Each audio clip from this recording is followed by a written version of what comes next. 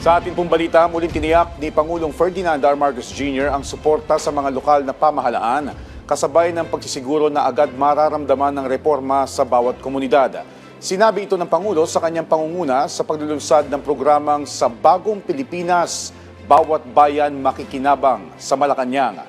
Layo nitong tapusin ang puwang sa otoridad o oportunidad sa pamamagitan ng pagpaparamdam ng katatagan ng ekonomiya sa bawat pamilyang Pilipino. Kabilang dito ang mabilis na pagpapaabot sa mamamayan ng mga mahalagang pangangailangan tulad ng pagkain, kalusugan, edukasyon at hanap buhay sa okasyon.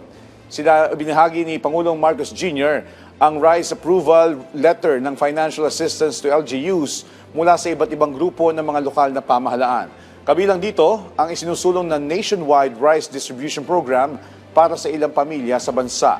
Nagpahayag naman ng buong suporta ang mga lokal na pamahalaan sa mga inisyatiba ng national government para matugunan ang pangangailangan ng mga mamamayan.